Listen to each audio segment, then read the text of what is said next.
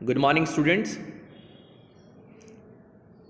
So, we were studying about classification of periodic elements. Students, periodic table में elements को किस तरह से क्लासिफाइड किया जाता है, इसके लिए मेनली हमारे पास 4 कॉन्सेप्ट हैं। प्रीवियस क्लास के अंदर मैंने आपको ये 2 कॉन्सेप्ट कंप्लीट कर दिए थे। फर्स्ट कॉन्सेप्ट था Dobereiner's triad rule and second concept था न्यूलैंड्स लॉ ऑफ ऑक्टेव्स। ये 2 रूल्स हमने कंप्लीट कर लिए थे। Now we are going to start our next topic, Mendeleev's periodic table. Mendeleev's periodic table. Students, मैं आपको बता दूं कि ये हमारा थर्ड लॉ है। इससे पहले हम डॉबेराइनर एंड न्यूलैंड के रूल के बारे में पढ़ चुके हैं। दोनों के जो रूल्स थे वो रूल्स एटॉमिक मासेस पर बेस्ड थे एंड मेंडलीव का जो पीरियोडिक लॉ है ये भी एटॉमिक मासेस पर ही बेस्ड है। एटॉमिक मासेस पर ही बेस्ड है। मेंडलीव का मानना था कि जितने भी एलिमेंट्स होते हैं उन एलिमेंट्स की जो प्रॉपर्टीज होती हैं वो पीरियोडिक फंक्शन होती हैं।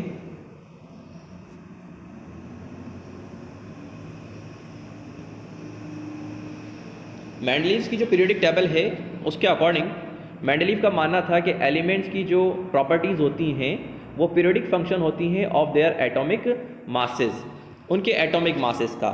सो we can say according to Mendeleev the properties of elements are the periodic function of their atomic masses. मतलब कि एलिमेंट्स की जो प्रॉपर्टीज होंगी, चाहे वो प्रॉपर्टीज कोई भी हो, चाहे वो सॉलिड होना हो, हार्ड होना हो, मैलिएबल नेचर हो, डक्टाइल नेचर हो, कोई भी नेचर हो, ये सब प्रॉपर्टीज जो होती हैं वो उनके एटॉमिक मासेस का पीरियोडिक फंक्शन होता है। तो ये मेंडलीव का मानना था कि एटॉमिक मासेस की वजह से ही एलिमेंट की प्रॉपर्टीज होती हैं। बट स्टूडेंट्स, मैं आपको एक और बात करेक्ट कर दूं, मेंडलीव यहाँ जिन प्रॉपर्टीज के बारे में बात कर रहे हैं, जिन प्रॉपर्टीज के बारे में मेंडलीव बात कर रहे हैं वो प्रॉपर्टीज फिजिकल प्रॉपर्टीज नहीं हैं, वो प्रॉपर्टीज हैं केमिकल प्रॉपर्टीज। मतलब कि कोई एलिमेंट किसी अदर एलिमेंट के साथ जब केमिकली रिएक्ट करता है तो उसकी रिएक्टिविटी किस पर बेस्ड होगी, उनके एटॉमिक मासेस पर बेस्ड होगी। तो मेंडलीव का ये मानना था किसी भी एलिमेंट की properties that is chemical properties जो होती हैं वो उनके एटॉमिक मासेस का पीरियोडिक फंक्शन होती हैं। ठीक है स्टूडेंट्स, नाउ वी कैन से कि मेंडलीव ने पीरियोडिक टेबल भी अरेंज की थी एटॉमिक मासेस के बेसिस पर ही। लेकिन स्टूडेंट्स, जब मेंडलीव ने मॉडर्न पीरियोडिक टेबल से पहले जो पीरियोडिक टेबल हम लोग पढ़ते थे वो पीरियोडिक टेबल मेंडलीव की थी। मेंडलीव ने जब इन पीरियोडिक टेबल को अरेंज किया था एलिमेंट्स को, तो उन्होंने बेस क्या रखा था, उन्होंने बेस रखा था एटॉमिक मासेस और उनकी केमिकल प्रॉपर्टीज। सो हम कह सकते हैं Mendeleev's periodic table is based on chemical properties of elements. So Mendeleev की जो प्रॉपर्टी है वो बेस्ड है केमिकल प्रॉपर्टीज पर, एलिमेंट्स की केमिकल प्रॉपर्टीज पर ये मेंडलीव की पीरियोडिक टेबल बेस्ड होती है। थर्ड, हम कह सकते हैं स्टूडेंट्स कि जब मेंडलीव ने पीरियोडिक टेबल अरेंज की तो उसने वर्टिकल कॉलम्स अरेंज किए कुछ और कुछ हॉरिजॉन्टल कॉलम्स अरेंज किए। वर्टिकल कॉलम जो होते हैं उन वर्टिकल कॉलम्स को कहा जाता है groups. So we can say in Mendeleev periodic table there are 8 vertical columns which are called groups. So Mendeleev की पीरियोडिक टेबल में 8 वर्टिकल कॉलम्स थे, 8 जिन्हें हम क्या कह देते थे, ग्रुप्स कह देते थे, एंड 7 हॉरिजॉन्टल रोज थे या 7 हॉरिजॉन्टल ग्रुप था जिन्हें हम क्या कह देते थे, पीरियड्स कह देते थे। सो स्टूडेंट्स, मेंडलीव की पीरियोडिक टेबल में we have total 8 vertical columns and 7 horizontal rows which is named as periods. So Mendeleev की पीरियोडिक टेबल 8 वर्टिकल कॉलम में एंड 7 हॉरिजॉन्टल रोज में अरेंज थी। स्टूडेंट्स, मेंडलीव ने जब इन एलिमेंट्स को अरेंज किया तो उनका क्या, मेंडलीव ने जब इन पीरियोडिक टेबल को अरेंज किया तो पीरियोडिक टेबल में अरेंज करने के बाद मेंडलीव का जो सबसे ज़्यादा जो अचीवमेंट था मोस्ट इम्पोर्टेंट अचीवमेंट था वो ये था कि एलिमेंट्स को अरेंज करने के लिए उन्होंने क्या कर दिया था, उनकी प्रॉपर्टीज़ के बेस पर एलिमेंट्स को एक साथ अरेंज कर दिया था। तो ये मेंडलीव का सबसे बड़ा अचीवमेंट था। Elements with similar properties could be group together, मतलब कि ऐसे एलिमेंट्स जिनकी प्रॉपर्टीज सेम होती हैं उनको मेंडलीव ने एक साथ एक ही ग्रुप में क्या कर दिया था, अरेंज कर दिया था। ये इनकी पीरियोडिक टेबल का सबसे बड़ा अचीवमेंट था। और दूसरा अचीवमेंट ये था, सबसे बड़ा अचीवमेंट, अभी तक जो नोबल गैसेस जो डॉबेराइनर ने और न्यूलैंड ने अरेंज नहीं की थी, इन्होंने नोबल गैस को डिस्टर्ब किए बिना उनकी एग्जिस्टेंस को भी बता दिया कि नोबल गैसेस भी एग्जिस्टेंस होती हैं जो कंप्लीटली इनर्ट होती हैं। एंड उसके अलावा इन्होंने इनकमिंग एलिमेंट्स के बारे में भी बताया, मतलब जो एलिमेंट्स इनके टाइम पर डिस्कवर्ड नहीं थे उनके लिए इन्होंने ऑलरेडी गैप छोड़ दिया बच्चों, उनके लिए इन्होंने क्या करा, पहले से ही प्लेस बनाकर रखा। सो ये मेंडलीव का क्या था, सबसे बड़े अचीवमेंट्स थे बेटा। तो मेंडलीव के कुछ अचीवमेंट्स थे जिसको हम इस तरह से पढ़ सकते हैं। उसके बाद क्योंकि हमने कहा मेंडलीव के बाद मॉडर्न पीरियोडिक टेबल आई, और मॉडर्न पीरियोडिक टेबल जो थी वो तब आई जब मेंडलीव की पीरियोडिक टेबल के कुछ लिमिटेशंस थे। सबसे बड़ा लिमिटेशन ये था कि मेंडलीव ने हाइड्रोजन को कोई फिक्स्ड पोजीशन नहीं दी, मतलब मेंडलीव ने हाइड्रोजन पर कोई ज़्यादा ध्यान नहीं दिया, ज़्यादा कोई फोकस नहीं किया और हाइड्रोजन को कोई स्पेशल पोजीशन नहीं दी। इसके अलावा जब मेंडलीव ने एलिमेंट्स को अरेंज करना स्टार्ट किया तो उन्होंने एटॉमिक मासेस में भी कोई रेगुलर ट्रेंड को नहीं बताया कि एटॉमिक मासेस किस तरह से ग्रुप और पीरियड्स में ट्रेंड करते हैं या चेंज होते हैं। इसके बारे में भी इन्होंने हम ये कह सकते हैं कोई फिक्स्ड बात नहीं बताई।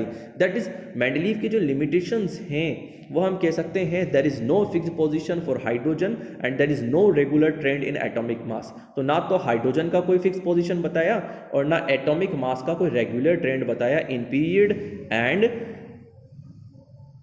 ग्रुप्स। सो ये तो थे स्टूडेंट्स मेंडलीव की periodic table. And now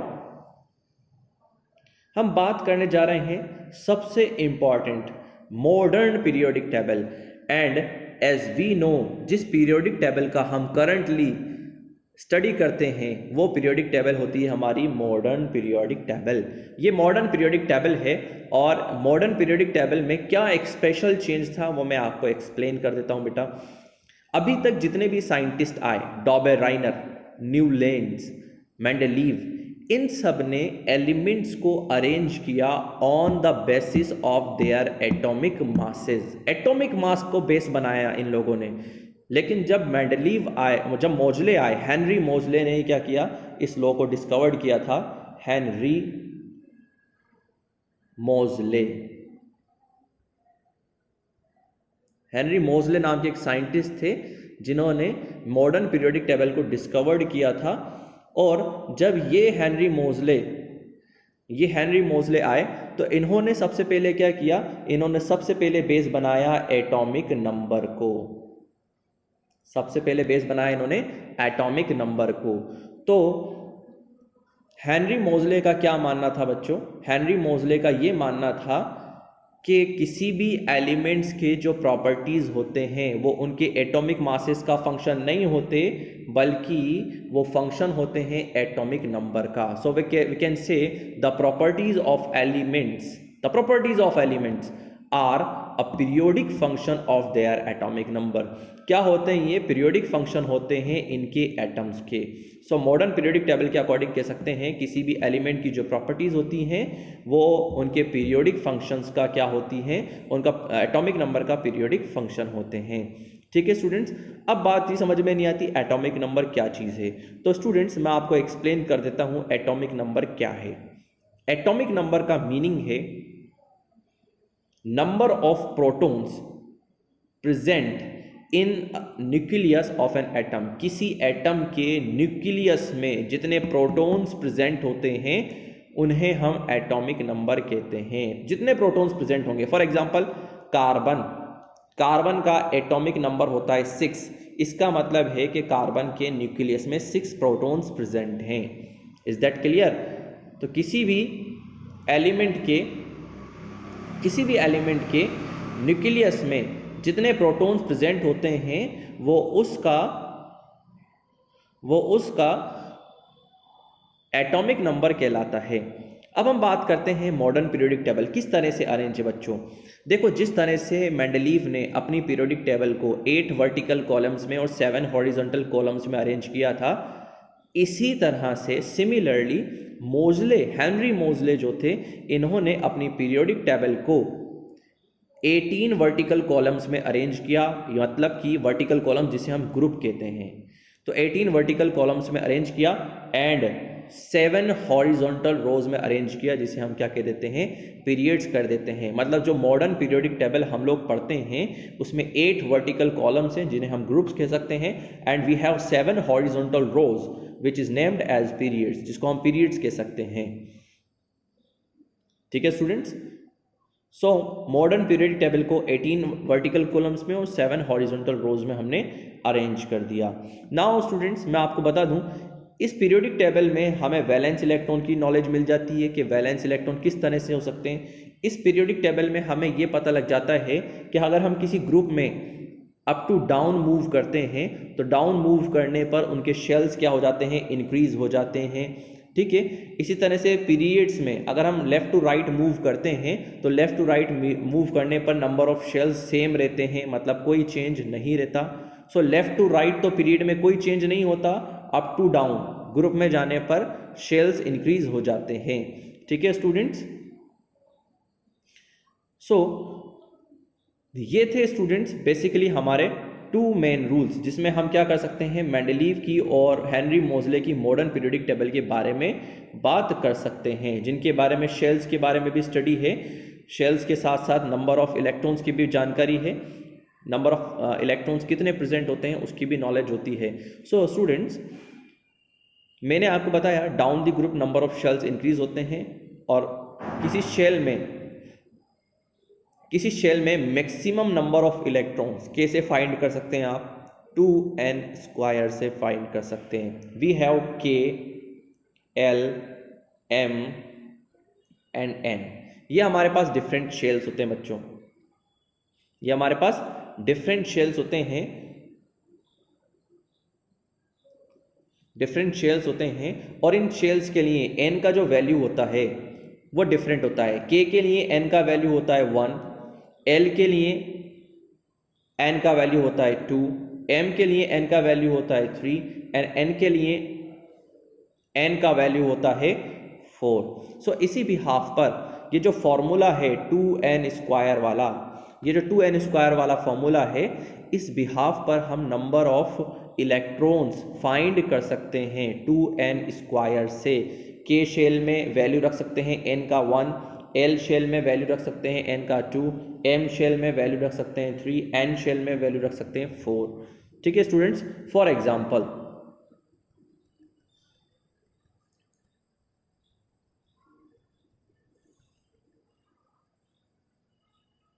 example, we have taking k shell, and जैसे कि मैंने आपको बताया k शेल में n का वैल्यू, फॉर्मूला तो हमारे पास है 2n स्क्वायर, और n का वैल्यू होता है k के लिए 1। तो जब हम k के लिए n का वैल्यू रखते हैं तो 1 का स्क्वायर, और 2n स्क्वायर है तो 2 इंटू 1 स्क्वायर, 1 का स्क्वायर होता है बेटा 1, 2 इंटू 1 हो जाएगा 2। दैट इज k शेल में मैक्सिमम कितने इलेक्ट्रॉन प्रेजेंट हो सकते हैं, k शेल में मैक्सिमम 2 इलेक्ट्रॉन्स प्रेजेंट हो सकते हैं। सिमिलरली हम बात करते हैं एल शेल के लिए, तो मैंने आपको लिखाया था एल के लिए एन की वैल्यू कितनी होती है बेटा, 2 होती है। जब एन की वैल्यू 2 होती है तो 2n स्क्वायर, एन का स्क्वायर हमने लगा दी, दैट इज 2 का स्क्वायर, तो टोटल नंबर ऑफ इलेक्ट्रॉन्स कितने हो जाएंगे, 8। तो एल शेल में नंबर ऑफ इलेक्ट्रॉन्स हो जाते हैं बेटा 8। इसी तरह से एम शेल में 18 एंड एन शेल में 32 इलेक्ट्रॉन्स प्रेजेंट होते हैं। सो बेटा ये हमारी मॉडर्न पीरियोडिक टेबल है जो कि हेनरी मोजले के थ्रू गिवन है,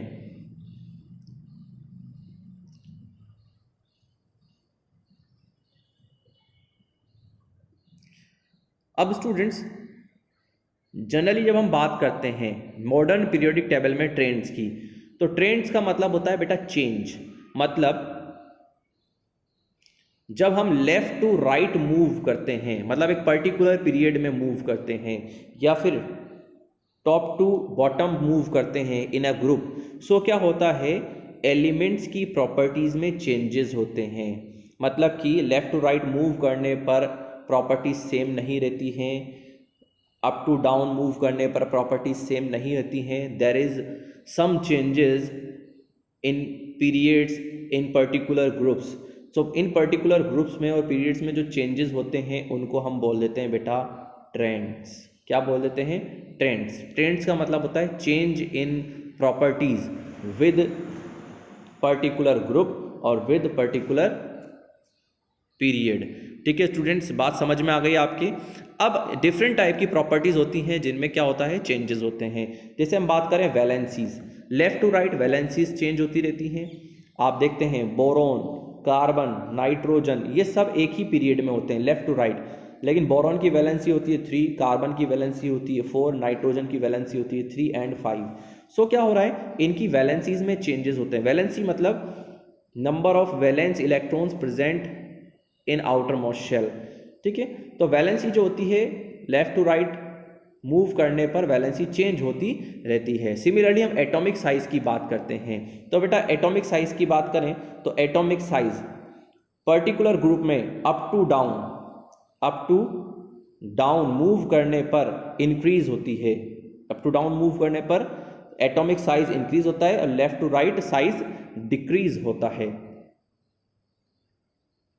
ठीक है स्टूडेंट्स, यहां हमने नोट भी किया है एटॉमिक साइज और radius decrease in moving from left to right. Left to right move करने पर डिक्रीज होता है पर्टिकुलर पीरियड में, और इंक्रीज होता है डाउन द ग्रुप में डाउन द ग्रुप जाने पर, नीचे जाने पर इनका साइज इंक्रीज होता है। सो ये ट्रेंड्स को हम रिप्रेजेंट कर सकते हैं बच्चों। सो आज की क्लास में हमने क्या कंप्लीट किया, आज की क्लास में हमने सबसे पहले मेंडलीव्स लॉ के बारे में बात किया, और मेंडलीव्स लॉ के बाद हमने उसके अचीवमेंट्स के बारे में बात किया, देन उसके लिमिटेशंस के बारे में बात किया। जब मेंडलीव्स पीरियोडिक टेबल लिमिटेड हो गई तो उसके बाद हमने मॉडर्न पीरियोडिक टेबल के बारे में बात किया, which is given by Henry मोजले। और मॉडर्न पीरियोडिक टेबल को किस तरह से एटॉमिक नंबर के बेस पर एलिमेंट्स को अरेंज किया जाता है, 18 वर्टिकल कॉलम्स में 7 हॉरिजॉन्टल रोज में एलिमेंट्स को अरेंज किया गया, और इन वर्टिकल लाइंस में, इन पीरियड्स में, इन शेल्स में और इन ग्रुप्स में किस तरह से चेंजेस होते हैं, उनको हमने ट्रेंड्स नेम दिया। और ट्रेंड्स एटॉमिक साइज में होता है, वैलेंसी में होता है, ये आज हमने पढ़ लिया।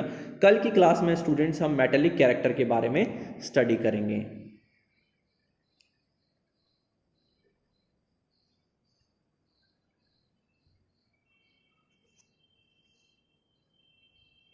सो होप कि आज की क्लास में आपको ये टॉपिक समझ आ गए होंगे।